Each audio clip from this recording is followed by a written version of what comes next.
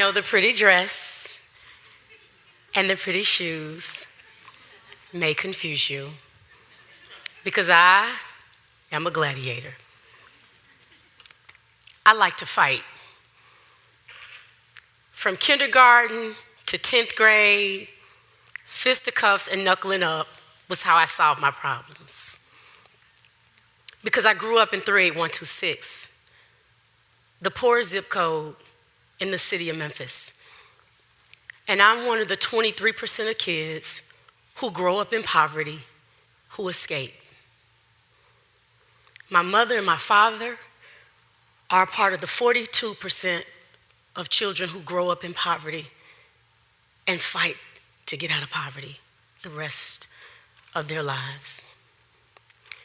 So it shouldn't surprise you that I'm a gladiator against poverty. I've set my life's course in schools across this country to work to transform communities of failing schools to be places where children succeed. And from Chicago, Atlanta, and now to Memphis, we watch the needle move. We watch schools get better. We watch achievement gaps close by tiny little margins. But we don't see children escape poverty. Why is that? Because poor children are connected to poor brothers and sisters and mothers and fathers who they love dearly. And we don't leave each other behind.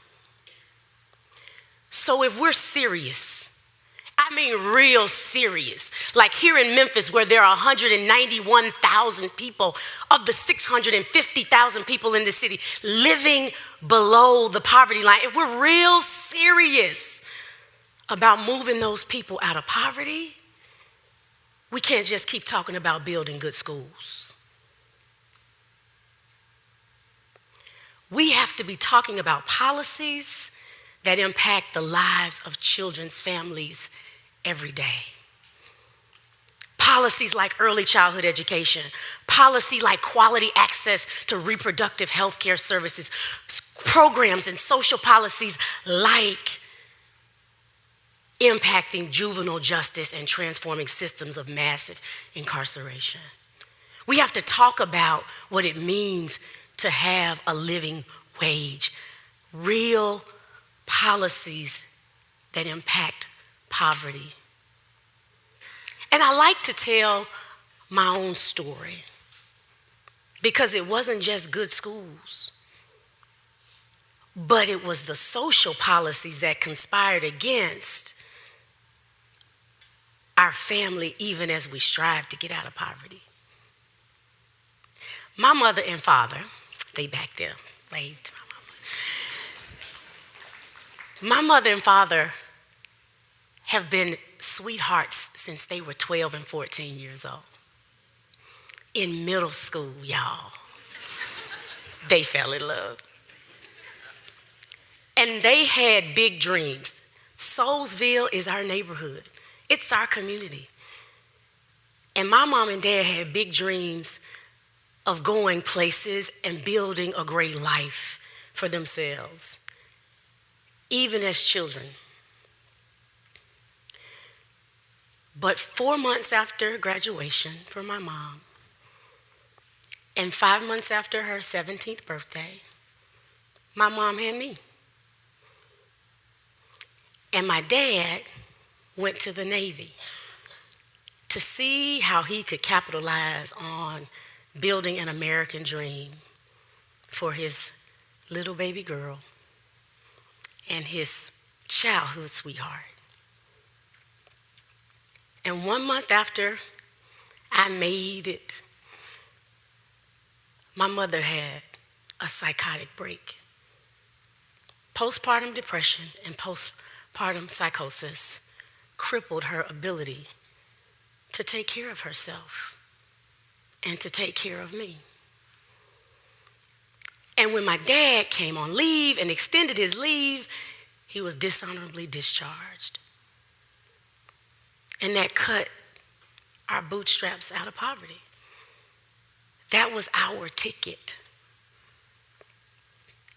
But my dad ain't no punk. And my mama not either. So even against systems that said you can't have a husband in your house to get Medicaid and medicine that you need to treat the mental illness that is crippling your body and your mind, you can't get food, support, and assistance to feed you and your infant while you work your way back to wellness. You can't have two very low wage incomes and live together and get support to climb out of poverty. Those were the systems. Those were the policies and the structures that were in place while we worked to get out of poverty. And I hadn't even made it to school yet, y'all. And so, on the way to school, the struggle got even harder because I was a pretty bright child. But in my neighborhood, there were so few slots in the preschool program that you have to have cognitive limits on your capacity to get in. So my mother and my father coached me to not know my numbers, to not know my letters, to not know my name, to not know my address, and to not know how to read and identify sight words at 3 years old, even though I knew all those things. But I really wanted to go to school. And so I didn't know my numbers or my letters or my sight words or my address or my phone number because I needed to go to school. And my mother needed to go back to work. And my dad needed to go to work. And so when we talk about being serious about giving children opportunities, we can't deny that the opportunities that we need to give children are connected to opportunities that we need to give to their families, to the people who feed them and clothe them, and who send them out to school every morning. And fast forward that I went to school in the bottom 5% of schools in the poorest zip codes in the city of Memphis. We were funded based on our property taxes at my very underachieving elementary, middle, and high school. And so when we say we will make schools great to give children access, and we base the formulas by which we fund those schools to give kids opportunities on property taxes in the poorest zip code in the city of Memphis, there were no homeowners in our community to provide the kinds of opportunities. And it wasn't until I had an opportunity to go to a school across town where parents stood in lines for 3 days and slept in tents and camped out and completed applications for a seat in those schools that I got a different shot. And even after I got a different shot and a better education and a better set of opportunities, yet another system, an oppressive system of criminal justice, came into our life and our reality when my mother was incarcerated, just for being in a place where there was drug activity. And once again, my father and me had to figure out how to make it on broken pieces because of a system and a set of policies that worked against our family moving out of poverty.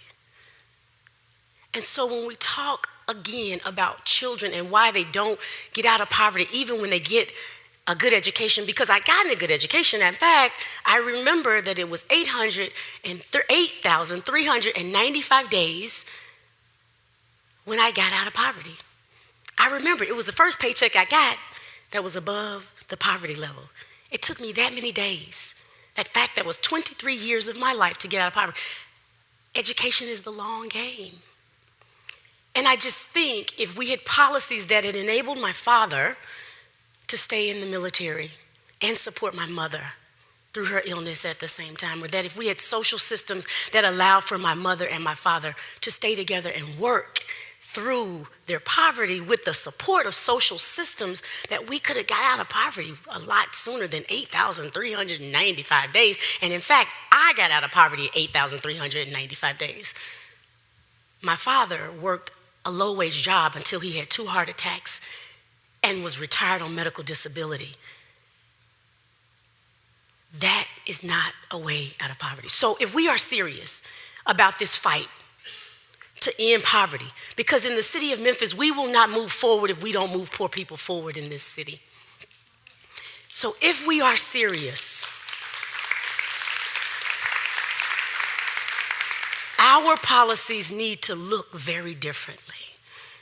Our schools are getting better. We've moved the needle. We are closing the achievement gap. But our children still need to eat every day before they go to school. So we need equitable policy around for how we give food to families. Our children still have parents who cannot be employed because they are previously convicted. We need policies that allow for people to go back into the workforce, to be productive and viable citizens.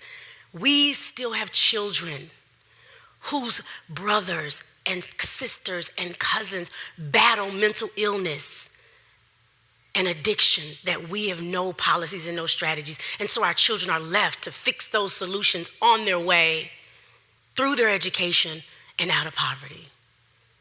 And we can fix that. And if we don't fix that, if we don't work for these policies, then we are fighting to keep children and their families locked in poverty. Thank you.